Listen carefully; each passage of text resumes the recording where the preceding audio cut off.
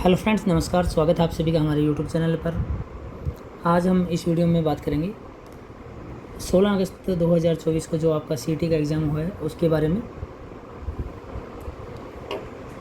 इस वीडियो में हम जानेंगे 16 अगस्त 2024 का जो सीईटी एग्ज़ाम है उसके आंसर की को, और आपको बता देते हैं ये एग्ज़ाम जो हुआ है टेस्ट पेपर अभिकल्प इंस्टीट्यूट में हुआ है। हमारा एड्रेस है नज़दीक भगत सिंह चौक, हनुमानगढ़ जंक्शन, और मोबाइल नंबर है 9608286091। आप किसी भी प्रकार का बैच ज्वाइन करना चाहें, चाहे आरएस का बैच है, चाहे शिक्षक second grade, third grade, first grade, इसके अलावा एसएससी रेलवे का बैच है, सभी के लिए आपको जो टेस्ट सीरीज़ है वो साप्ताहिक उपलब्ध हो जाएगी। इन बैचेज के लिए बिल्कुल free of cost test series है। ये साप्ताहिक टेस्ट सीरीज़ लेते हैं, जितना भी सिलेबस करवा दिया जाता है। तो चलिए इस बार का जो टेस्ट हुआ है सीईटी एग्ज़ाम पेपर का, तो उसके आंसर की को देखते हैं, जानते हैं इनके प्रश्नों के आंसर को। सबसे पहले इंग्लिश में देखते हैं। इंग्लिश में आपका जो फर्स्ट पर्सन है वो फिल इन द ब्लैंक का है, टेंस से संबंधित है।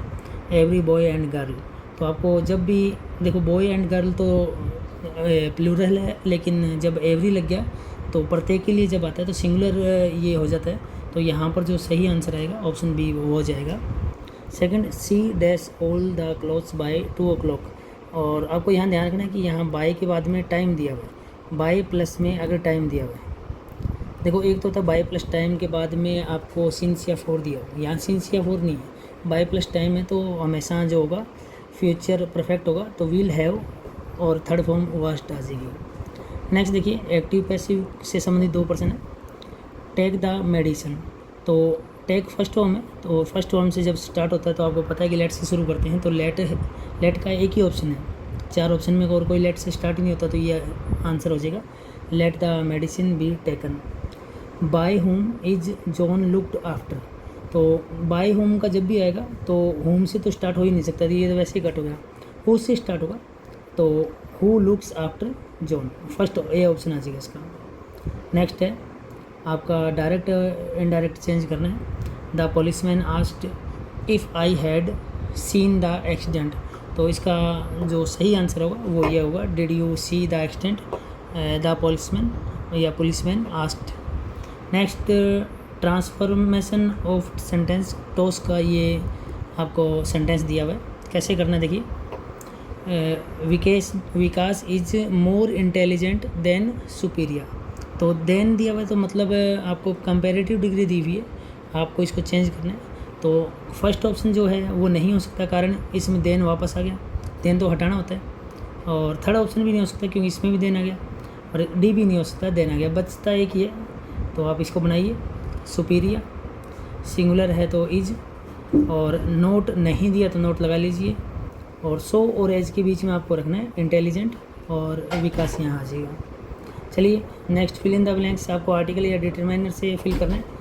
व्हाट वाज डैश नॉइस, तो दैट नॉइस आएगा। सिनोनिम, एब्डिकेट का क्या होगा, एब्डिकेट का जो होगा सिनोनिम आपका क्यूट होगा। एंटोनिम में एबंडन का आपका जो होगा वो अडोप्ट होगा, और क्वेश्चन नंबर 10 है जो इसमें आपका जो इनकरेक्टली स्पेलिंग बतानी थी, तो डी ऑप्शन आ जाएगा। नेक्स्ट जानते हैं साइंस के प्रश्नों को, आंसरों को एक बार फिर बता देते हैं। अगर आप हमसे कोचिंग करना चाहते हैं तो हमसे संपर्क कर सकते हैं, अभिकल्प इंस्टीट्यूट, और हमारा एड्रेस है भगत सिंह चौक, हनुमानगढ़ जंक्शन। आप आईएएस प्रीलिम्स के लिए जो हमारा टारगेट बैच है 2025 टारगेट, वह ज्वाइन कर सकते हैं। आप फाउंडेशन ज्वाइन कर ले सकते हैं। आरएस फाउंडेशन बैच अभी रनिंग में स्टार्ट हुआ है, अभी नया बैच है, ज्वाइन करना चाहो तो आप वो कर सकते हैं। टीचर्स के अंदर तीनों प्रकार के batch, second grade, first grade के अलावा थर्ड ग्रेड में रीट में चाहे पात्रता है, चाहे पात्रता के बाद में थर्ड ग्रेड परीक्षा, दोनों की तैयारी कर सकते हो।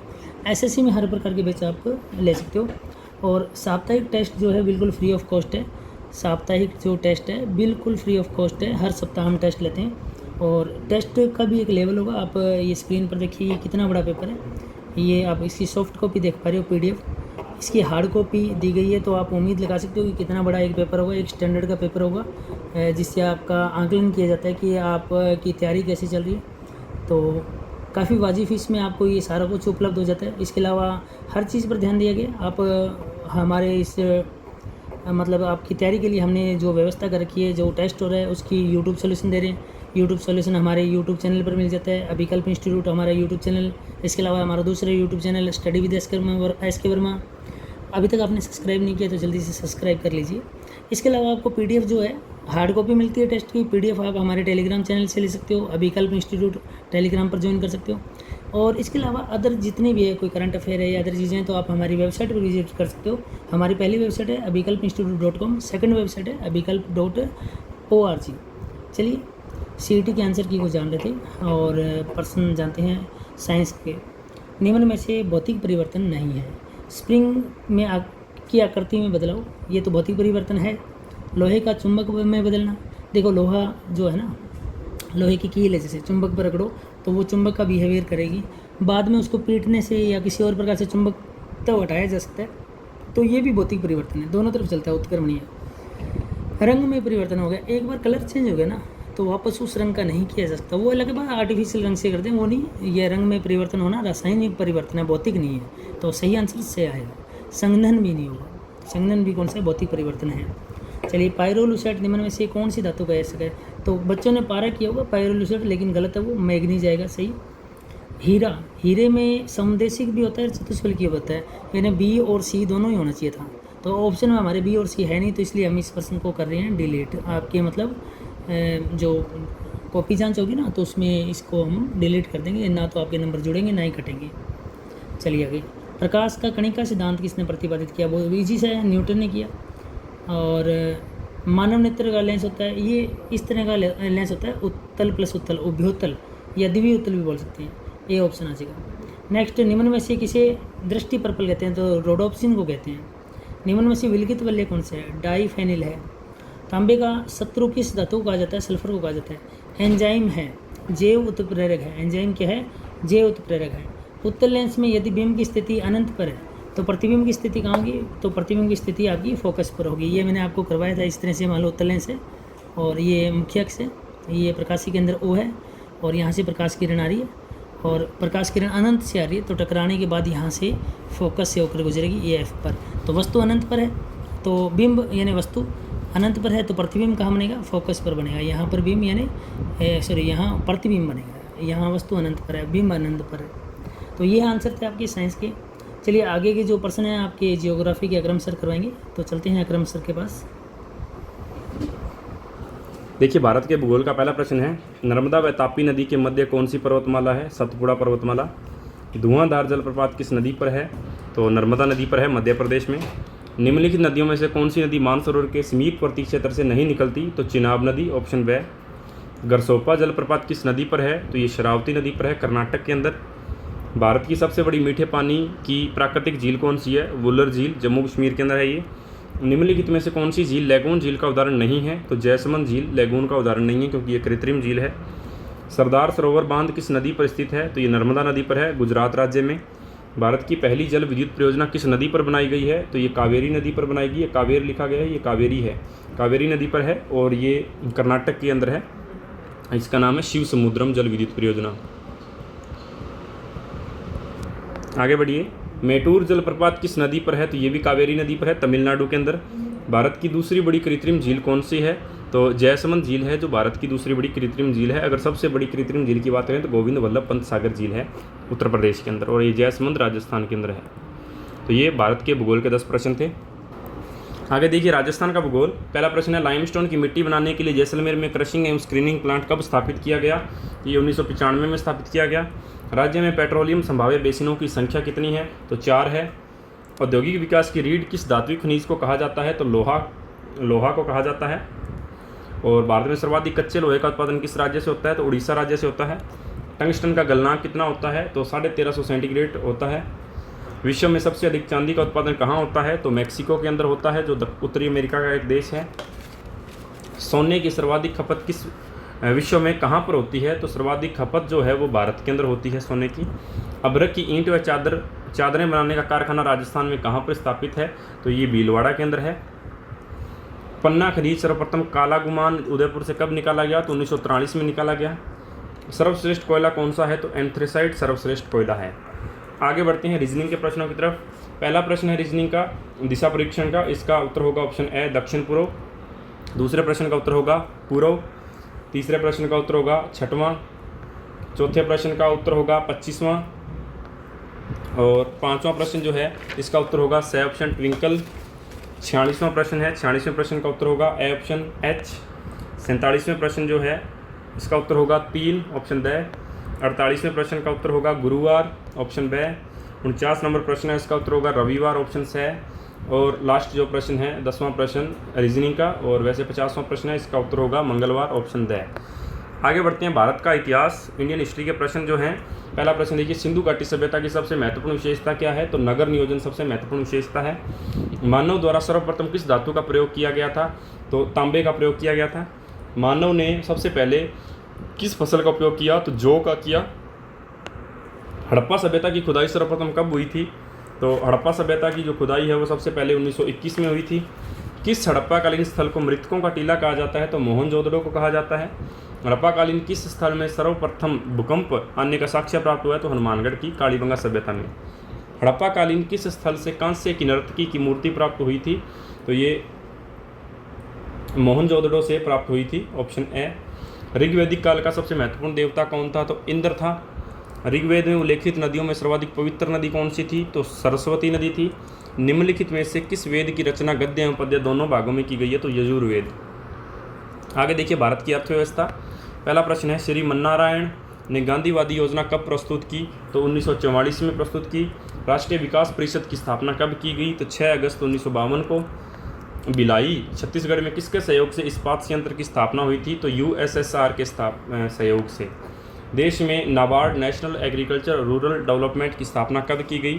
तो ये 12 जुलाई 1982 को की गई, ऑप्शन ब। निम्नलिखित में से असत्य कथन की पहचान करनी है। तो देखिए, जो ऑप्शन द है आपका, RTGS एक 9 अंकों का कोड होता है जो चेक पन्ने के निचले दाएं कोने में पाया जाता है, यह असत्य कथन है, द ऑप्शन। निम्न में से सत्य कथन की पहचान करनी है। तो देखिए, ये तीनों के तीनों कथन ही सत्य हैं, तो ऑप्शन स होगा, सभी कथन सत्य हैं। 92 साल तक अलग रहने के बाद रेल बजट को किस साल केंद्रीय बजट में शामिल किया गया? तो 2017-18 में रेल बजट को केंद्रीय बजट में शामिल कर लिया गया। भारत में पहली बार राष्ट्रीय आय आंकलन के लिए आय तथा उत्पादन विधि के साथ व्यय विधि को कब जोड़ा गया?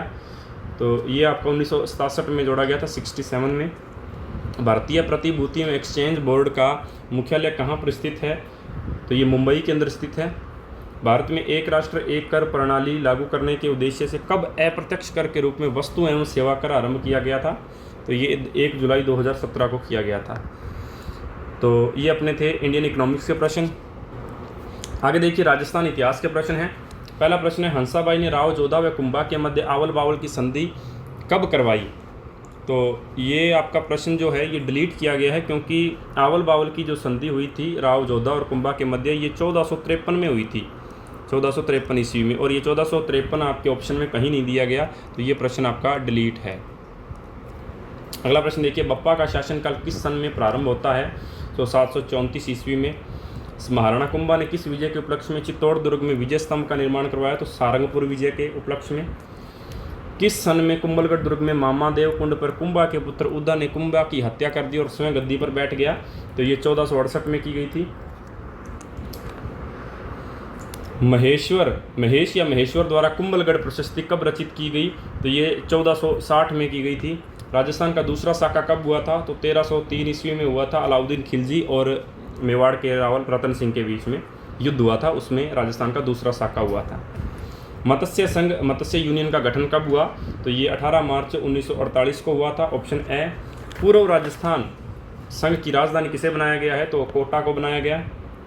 चौहान वंश के संस्थापक कौन है? तो वासुदेव चौहान। 1301 में मेवाड़ का शासक कौन था? तो रावल रतन सिंह था, ऑप्शन ए।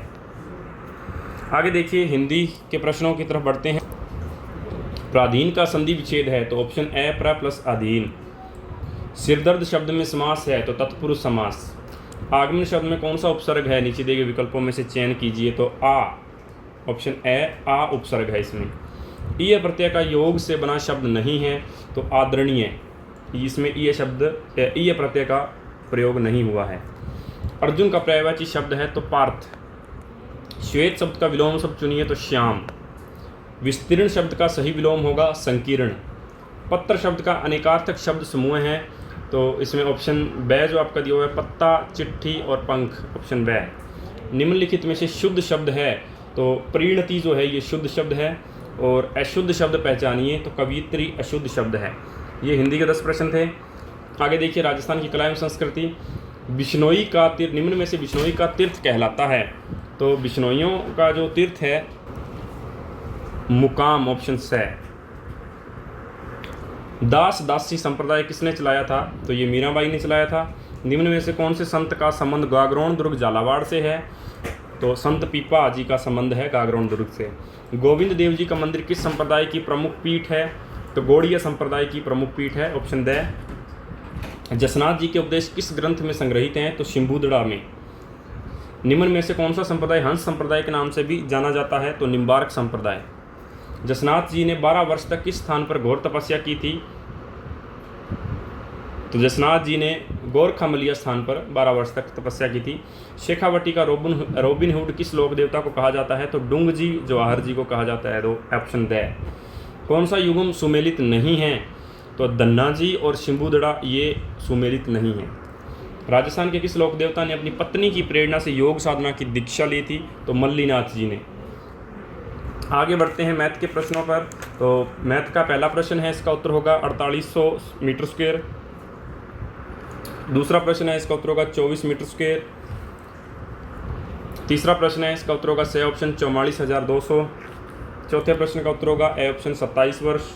पाँचवें का उत्तर होगा ए ऑप्शन 100%। छठे का उत्तर होगा स ऑप्शन 15%। सातवें का उत्तर होगा ए ऑप्शन 3। आठवें का प्रश्न का उत्तर होगा 31 स ऑप्शन। नौवें प्रश्न का उत्तर होगा 45 ए ऑप्शन। और लास्ट जो मैथ का प्रश्न है 10वां, उसका उत्तर होगा 14:11 स ऑप्शन। आगे देखिए स्टैटिक्स जीके। तो स्टैटिक्स जीके का पहला प्रश्न है, परमाणु सिद्धांत की खोज किसने की थी? तो जॉन डाल्टन ने की थी, ऑप्शन ए। सिंधु घाटी सभ्यता का बंदरगाह वाला नगर कौन सा है? तो लोथल है। पंचतंत्र के रचयिता तो विष्णु शर्मा है। कामसूत्र ग्रंथ की रचना किसने की थी? तो वात्स्यायन ने की थी। 7वीं पंचवर्षीय योजना की समयावधि क्या है? तो ये 1985 से 90 है। विश्व व्यापार संगठन यानी WTO का मुख्यालय कहाँ है? जिनेवा में है। हिमाचल प्रदेश की स्थापना कब की गई? तो 15 जनवरी 1971 को। जीव द्रव्य जीवन का भौतिक आधार है, यह कथन किसका है? तो ये हेक्सले का कथन है। न्यूट्रॉन की खोज किसने की थी? तो जेम्स चैडविक ने की थी। प्रथम बौद्ध संगीति के अध्यक्ष कौन थे? तो महाकश्यप थे, ऑप्शन ए। आगे बढ़ते हैं आपके करंट अफेयर्स। पहला प्रश्न है, हाल ही में मुख्यमंत्री ने जैसलमेर में कितने मेगावाट सौर ऊर्जा का उद्घाटन किया है? तो 400 मेगावाट। राजस्थान का दूसरा आयुर्वेद योग एवं प्राकृतिक चिकित्सा विश्वविद्यालय कहाँ स्थापित होगा? तो ये आपका अजमेर के अंदर स्थापित होगा, बे ऑप्शन। 25वें कारगिल दिवस के उपलक्ष्य में अपने सशस्त्र बलों को जाने विषय पर शस्त्र प्रदर्शनी का आयोजन कहाँ किया गया है? तो बीकानेर में किया गया है। राजस्थान में बीजेपी के नए प्रदेशाध्यक्ष कौन बने हैं? तो मदन राठौड़ बने हैं। निःशुल्क दवा योजना के क्रियान्वयन में देश में किस राज्य ने प्रथम स्थान हासिल किया है? तो राजस्थान ने किया है प्रथम स्थान हासिल। राजस्थान में किस जिले के 112 साल पुराने घंटाघर में रूफ टॉप रेस्टोरेंट बनाया गया है? तो ये जोधपुर के अंदर बनाया गया है, ऑप्शन स। और फ्रांस में होने वाले ओलंपिक गेम्स में किस जिले की बेगम बतूल प्रस्तुति देगी? तो ये जयपुर जिले की रहने वाली हैं। हाल ही में राजस्थान में कब से आंगनवाड़ी चलो अभियान शुरू किया गया? तो ये 1 जुलाई से शुरू हुआ अभियान है। हाल ही में राजस्थान के गुलाब चंद कटारिया को किस राज्य का राज्यपाल नियुक्त किया गया है? तो ये पंजाब के राज्यपाल बने हैं अभी। हाल ही में नशा मुक्ति से संबंधित जागरूकता हेतु मानस अभियान का संचालन किस जिले में हुआ है? तो ये हनुमानगढ़ जिले में हुआ है। हाल ही में पेरिस ओलंपिक में मनु भाकर ने 10 मीटर एयर पिस्टल में कौन सा पदक जीता है? तो कांस्य पदक जीता है। हाल ही में कारगिल नायक कैप्टन हनीफुद्दीन की प्रतिमा का अनावरण किस राज्य में किया गया? तो केरल में किया गया है। अंतर्राष्ट्रीय बाघ दिवस कब मनाया जाता है? तो 29 जुलाई को मनाया जाता है। अखिल भारतीय शिक्षा समागम 2024 का आयोजन कहाँ किया गया? तो ये नई दिल्ली के अंदर किया गया। सरकार ने 31 मार्च 2027 तक देश भर में कितने प्रधानमंत्री जन औषधि केंद्र खोलने की घोषणा की है? तो 25,000, ऑप्शन बे। हाल ही में किसने अपना पहला व्यापक जलवायु परिवर्तन कानून पारित किया है? दक्षिण अफ्रीका ने किया है। हाल ही में कौन सरीन विश्व के सबसे बड़े म्यूजिकल इंस्टॉलेशन का रिकॉर्ड बनाया है? किसने बनाया है रिकॉर्ड? तो अक्षय ने बनाया है, ऑप्शन स। हाल ही में विश्व नेताओं का शिखर सम्मेलन 2024 कहाँ आयोजित हुआ है? तो ये लंदन में आयोजित हुआ है, द ऑप्शन। हाल ही में C.T. कुरियन का निधन हुआ, वह कौन थे? तो वो प्रसिद्ध अर्थशास्त्री थे, ऑप्शन स। छतरगला टनल टनल का निर्माण किस राज्य केंद्र शासित प्रदेश में किया जाएगा? तो ये जम्मू कश्मीर केंद्र शासित प्रदेश में किया जाएगा। ये आपका पेपर था। तो ये आपका 16 अगस्त वार शुक्रवार के दिन जो अभिकल्प इंस्टीट्यूट के अंदर CET बैच 2024 का जो पेपर हुआ था उसकी अपने आंसर की पे चर्चा की थी। इसके अलावा यदि आप कोई भी जानकारी चाहते हैं तो हमारे इस नंबर पर संपर्क कर सकते हैं। और जितने भी हमारे कोचिंग सेंटर के अंदर अभिकल्प क्लासेस के अंदर जो वीकली टेस्ट होते हैं उसकी आंसर की आपको study with SK Verma YouTube channel पे मिल जाएगी, आप जाकर देख सकते हैं। और हमारे वेबसाइट है abhikalpinstitute.com, इस पर भी आप विजिट कर सकते हैं, जहाँ पर आपको करंट अफेयर्स के प्रश्न डेली अपलोड किए जाते हैं, आप जानकारी ले सकते हैं। इसके अलावा यदि आपको हमारे कोचिंग सेंटर में विजिट करना है तो अभिकल्प इंस्टीट्यूट नज़दीक भगत सिंह चौक हनुमानगढ़ जंक्शन हमारा एड्रेस है। तो ये आपका CET का पेपर था। तो मिलते हैं अपने नेक्स्ट वीडियो में, तब तक के लिए टेक केयर।